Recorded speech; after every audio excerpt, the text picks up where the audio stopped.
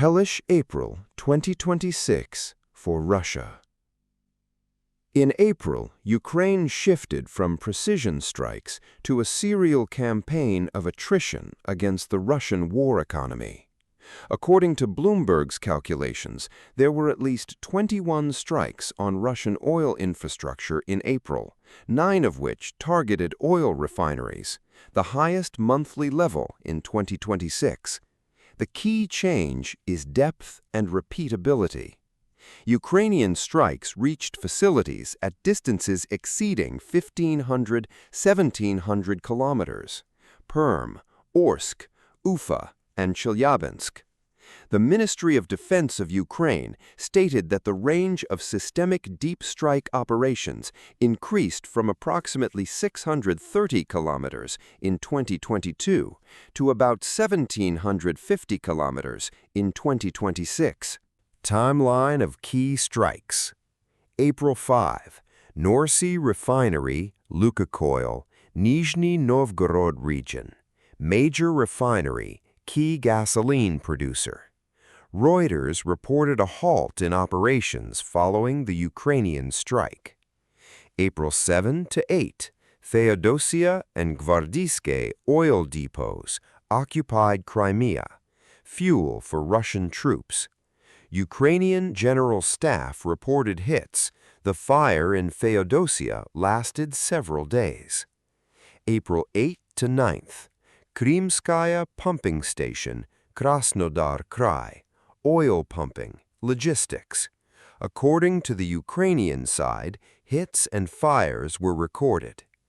April 13th to 14th, Nebo-U, Kosta 2E and other radars in Crimea and Belgorod. Air defense radar.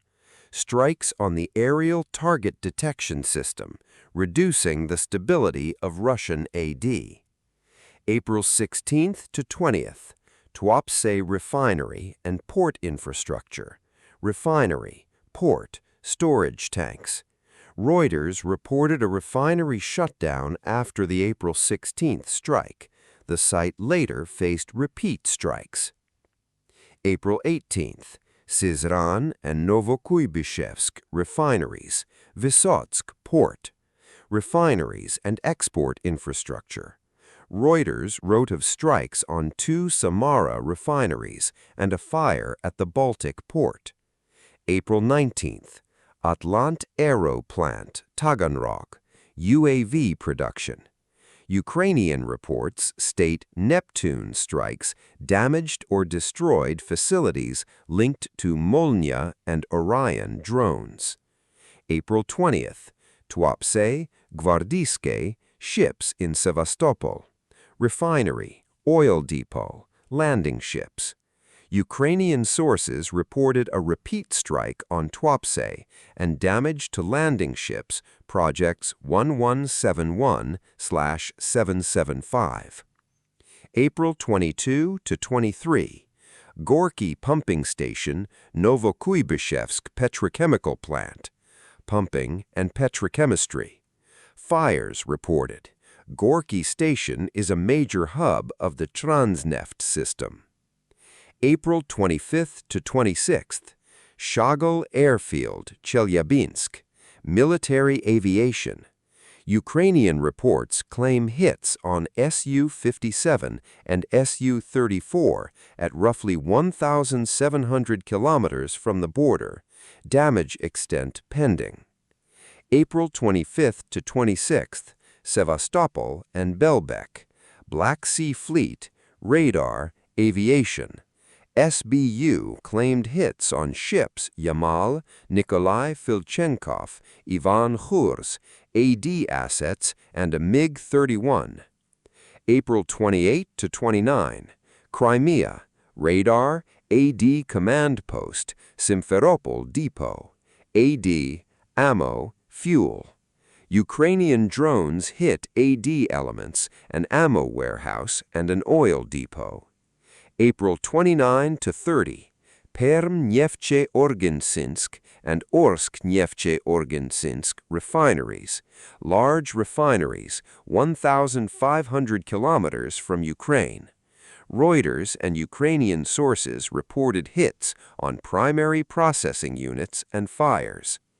April 28 to May 1st, repeated strikes on Tuapse, refinery, tanks, port infrastructure.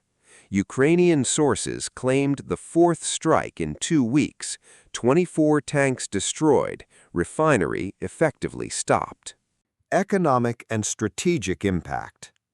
The greatest effect of the strikes manifested in oil refining, export logistics, and the ability to quickly repair damaged nodes. According to OilX, average oil processing at Russian refineries dropped to 4.69 million barrels per day, the lowest level since December 2009. Reuters, as relayed by Ukrainska Pravda, reported that Russia reduced oil production in April by approximately 300 to 400,000 barrels per day compared to the average of the year's first months. This could be the sharpest monthly drop in 6 years. Practical effect. Russia is losing not just crude oil, but refined products, gasoline, diesel, fuel oil, jet fuel, and petrochemistry. Strikes on primary processing units are especially painful, as the refinery cannot function normally without them, even with tanks and pipelines intact. Beyond oil, the Second Circuit.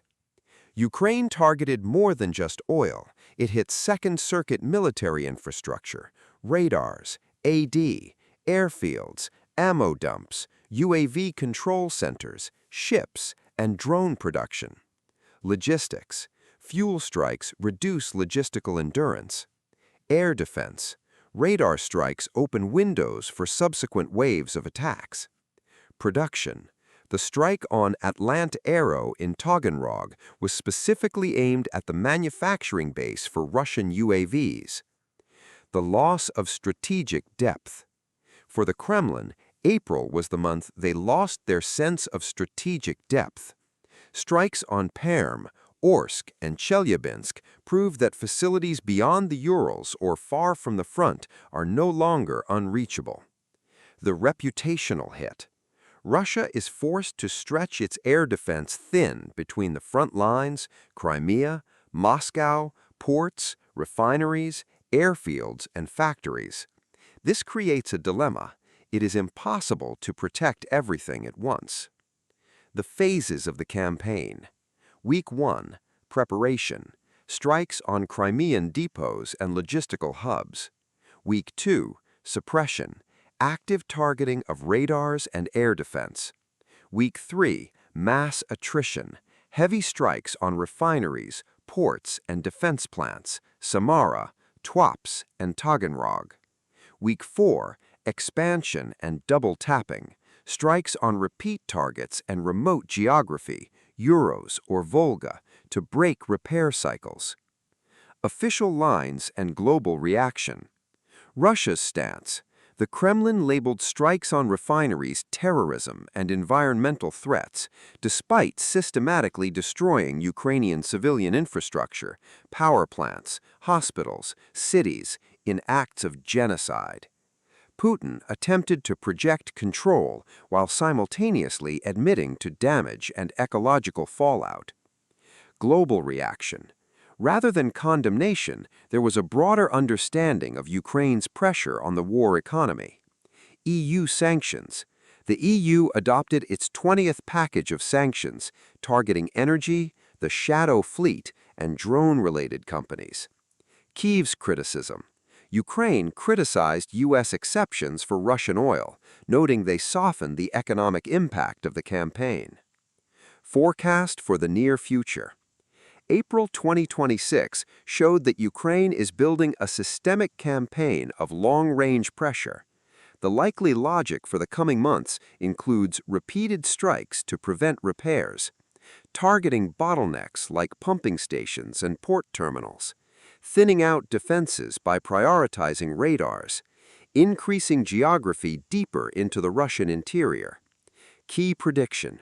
If the April pace continues, Russia will face a cumulative effect of death by 1,000 cuts, falling refining capacity, more expensive repairs, overstretched AD, and logistical delays. Thank you for watching. Subscribe to the channel. Stay on the side of good. Slava Ukraini!